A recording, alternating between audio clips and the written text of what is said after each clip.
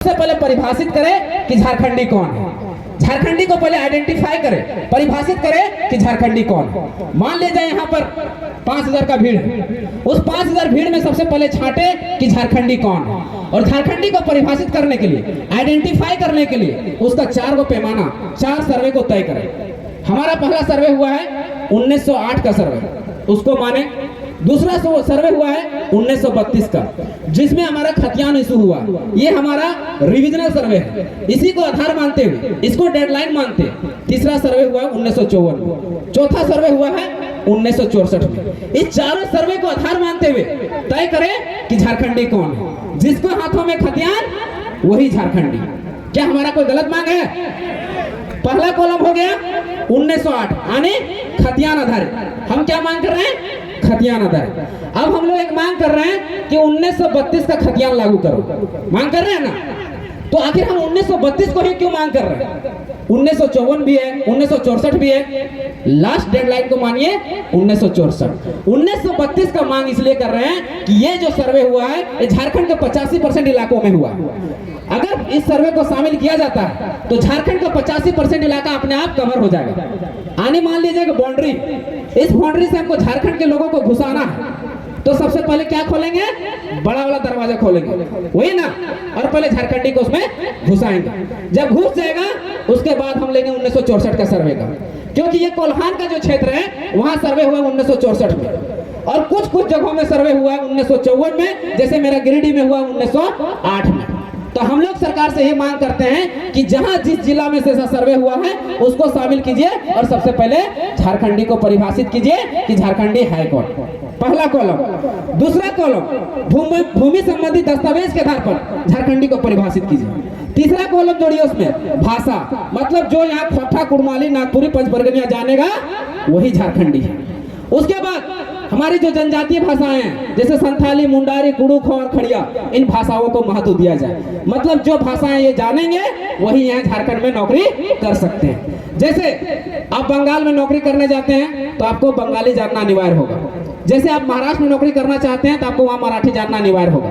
जैसे आप गुजरात में नौकरी करना चाहते हैं तो आपको वहाँ गुजराती जानना अनिवार्य होगा। जब आप ओडिया में नौकरी करना चाहते हैं तो सबसे पहले वहाँ आपको ओडिया जानना अनिवार्य होगा, तभी आप वहाँ नौकरी कर सकते हैं। लेकिन झारखंड एक ऐसा राज्य है जहाँ बाबा जी का ढाबा है, जहाँ हिंदी भी जाने, इंग्लिश भी जाने, जो भी भाषा जाने यहाँ नौकरी कर सकता है। यानी आपका बैरियर नहीं है, आपको घोरना नहीं गया है, आपका दरवाजा नहीं लगाया गया है। इस कारण से बाहरी लोग यहाँ पर हस्तक्षेप कर रहे हैं, घुस रहे हैं।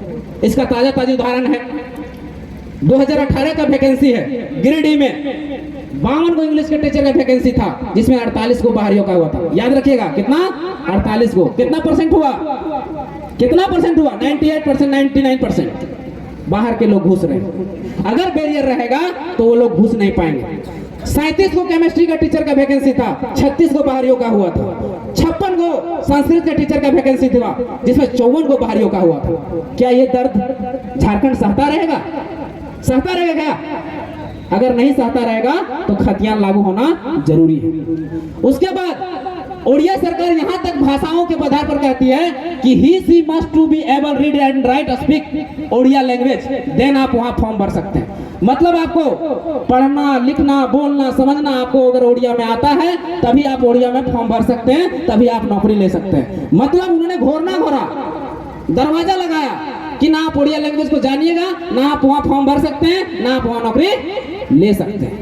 उसके बाद अगला कॉलम जोड़ता है आगे ओडिया सरकार, कहता है कि आप ओडिया लैंग्वेज जानते भी है ना, तो कम से कम 7वां क्लास जो है ओडिया लैंग्वेज में पास करना पड़ेगा, तभी आप नौकरी ले सकते हैं। ना आप 7वां क्लास पास कीजिएगा ना हम आप नौकरी ले पाएंगे। उसके बाद यहाँ भी ओडिया सरकार नहीं रुकती है, आगे कहती है कि आपको उसी इंस्टीट्यूट से पास करने का होगा ओडिया लैंग्वेज जो ओडिया सरकार ने उसको मान्यता दी। और सेम कहानी, सेम नियोजन नीति बंगाल की बनी हुई है, सेम नियोजन नीति महाराष्ट्र की बनी हुई है, सेम नियोजन नीति गुजरात की बनी हुई है। तो क्या हम गलत मांग कर रहे हैं भाषाओं का? क्षेत्रीय भाषाओं को महत्व देने की जो बात कर रहे हैं, क्या गलत कर रहे हैं क्या? आवाज नहीं आ रहा, आवाज नहीं आ रहा मतलब आप लोग उत्सुक नहीं है। क्या गलत मांग कर रहे हैं? नहीं ना? यानी हमारी मांग जायज है। ये हुआ स्थानीय। अब है कि नियोजन को समझिएगा। पूरा भारत के 28 राज्य है, 28 राज्य में 18 राज्य नियोजन को जो बनाया है वो 9-10 के फॉर्मूले में, 90-10 के फॉर्मूले में, सॉरी 90-10 यानी मतलब 100 सीट अगर निकल रहा है तो 90 के वहां के राज्य के निवासी नौकरी लेंगे और 10 को बाहर कर लेंगे। लेकिन झारखंड एक ऐसा राज्य है जहां ओपन फॉर ऑल है, यहाँ तो रिजर्वेशन कैटेगरी में बाहर के लोग फाइट कर रहे हैं। तो ये गलत नीति है कि नहीं? उसी का विरोध कर रहे हैं। और कुछ राज्य तो भारत में ऐसा है जो स्पेशल प्रोविजन 371D के तहत, अनुच्छेद 371 के तहत, जैसे आंध्र प्रदेश और तेलंगाना जैसा राज्य क्या किया है कि अपने C और D के नौकरियों में 100% सीटों को रिजर्व किया। कितना?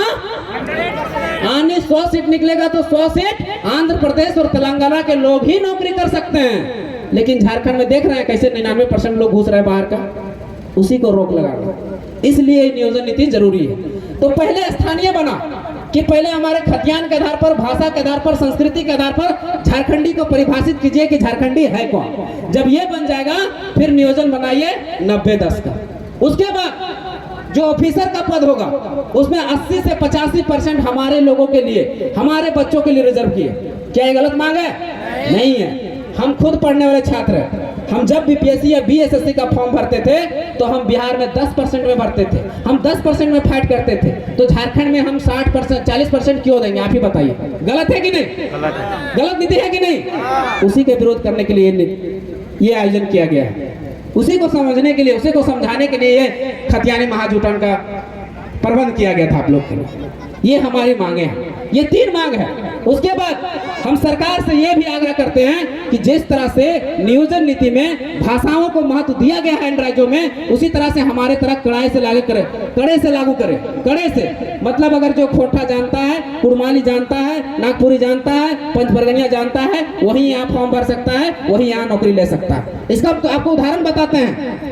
गोवा में हम एक बार फॉर्म भर रहे थे दरोगा का, गोवा पुलिस का। जब गोवा पुलिस का हम फॉर्म भरने गए तो सबसे पहले क्या बोला कि डू यू नो कोंकणी। जैसे हम फॉर्म को ओपन किए तो वहां लिखा हुआ था फर्स्ट ही कॉलम में कि do you know Konkani, yes या नो करना था। जैसे हम बोलते हम तो कोंकणी जानते नहीं, क्योंकि गोवा का क्षेत्रीय भाषा क्या है? कोंकणी। जैसे हम नो किए वो फॉर्म अपने आप क्लोज हो गया, अपने आप बंद हो गया। आने आपको बैरियर लगा दिया कि आप बाहर का लोग नहीं घुस सकते, ना आप कोंकणी जानिएगा, ना आप वहां नौकरी कर सकते। आप सुप्रीम कोर्ट को कोई नियोजन नीति को चैलेंज करेगा तो कहेगा कि हम तो 90% तो रिजर्व किए अपने लोगों के लिए, 10% तो ऊपर छोड़ दिए बाहर के लोगों के लिए, लेकिन आप 10% में भी फाइट नहीं कर सकते क्योंकि आप कोंकणी नहीं जानते। क्या? ओडिया में आप ओडिया नहीं जानते, बंगाल में आप बंगाली नहीं जानते। तो क्या किया वो लोग? एक चालाकी के साथ सुप्रीम कोर्ट को कह भी दिया, हाई कोर्ट को कह भी दिया कि हम 90% सीट रिजर्व किए हैं, लेकिन 10% भी ओपन नहीं छोड़ा क्योंकि आप बंगाली नहीं जानते, आप ओडिया नहीं जानते, आप कोंकणी नहीं जानते, तो आप नौकरी ले पाएंगे क्या? मतलब 100% सीट उनके लिए रिजर्व हो गया। इसी चीज का लड़ाई है, इसी चीज का मांग है। उसके साथ साथ हम लोग विस्थापन नीति, उद्योग नीति, शिक्षा नीति और PG to KG to PG क्षेत्रीय भाषाओं को पढ़ाने की मांग हम लोग 21 नीतियों के साथ चल रहे हैं। कम समय के अभाव के कारण हम अपने वाणी को यहीं विराम देते हैं। धन्यवाद। जोहार।